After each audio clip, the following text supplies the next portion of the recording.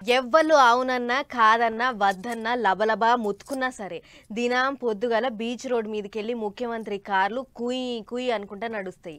CM sir office విశాఖపట్నంలోనే ఎలుస్తుంది. సంతకం కావాలన్నా, సార్ను కలవాలన్నా, ముచ్చట పెట్టాలన్నా, ఏటన్నా విలవాలన్నా విశాఖ బాట పట్టాల్సిందే. గిది ఫైనల్ అన్నట్టే చెప్పిండు CM Jagan sir.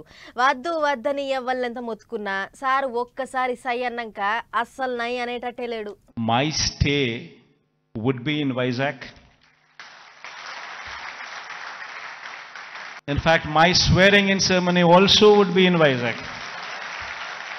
This is my commitment to Vizag. అదన్నట్టు ఎవళ్ళెంత గిల్ల గిల్ల కొట్టుకున్నా Visakhapatnam గల్లీలనే తిరుగుతా, కాలు పెట్టేదే కాపురం పెట్టేదే అన్నట్టు మాట్లాడిండు సీఎం జగన్ సారు. ఎలక్షన్ల టైంలోనన్నా సారు వెనకకు తాకుతాడేమో, రాజధాని విషయంలో మెత్తవాడతాడేమో అనుకున్నారట చాలా మంది. కానీ సారు మాట అంటే మాటే. 600 పరిపాలన రాజధాని విశాఖనే అని మళ్ళోసారి కుండబద్దలు కొట్టిండు సారు. లేటు లేదిగా ఎలక్షన్లలో గెలిచినాక విశాఖపట్నంలోనే సారు ప్రమాణ స్వీకారం చేస్తాడట. పండ్ల పని అమరావతి అంటే కూడా ఏం కోపం లేదు. అసెంబ్లీ మీటింగులు, లీడర్ల ముచ్చట్లు అన్ని అక్కడి నుంచే నడుస్తాయి అన్నట్టు చెప్పుకొచ్చిండు. ఇక విశాఖపట్నంలోనే ఉంటా, ఇక్కడి నుంచే పరిపాలన నడిపిస్తా అని చెప్పంగానే మీటింగ్కి వచ్చిన వాళ్ళంతా మస్తు సంబరపడ్డారు. విజన్ విశాఖ మీటింగుకు పోయిన సీఎం సారు గిట్లా మాట్లాడిండు. అంతేకాదు హైదరాబాద్ లెక్క అభివృద్ధి చేస్తాడట. I'm here to assure everybody here that there would be changes, because this is inevitable.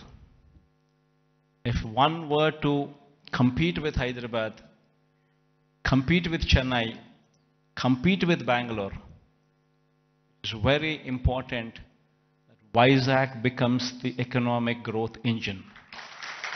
ఒక్కొక్కటి కాదు పోన్రి, విశాఖపట్నంను తీరొక్క తీరులా అభివృద్ధి చేస్తారట.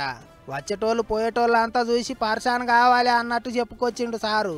కంపెనీలు, కొలువులు, పొలగాండ్ల చదువులు, రోడ్లు, సముద్రం ఒడ్డు పోటీ పోర్టులు అంతా ఏక్సే ఏక్ చేస్తాం, ఫికర్ చేసేది ఏం లేదా అన్నట్టు భరోసా ఇచ్చిండు సారు. సందు దొరికితే చాలు సైకిల్ పార్టీ వాళ్ళు డైలాగుల మీద డైలాగులు దంచుతున్నారు. గాని ఎవళ్ళెన్ని డైలాగులు దంచినా జగన్ అన్న సై అంటున్నాడు గాని అస్సలు నై అంటలేడు.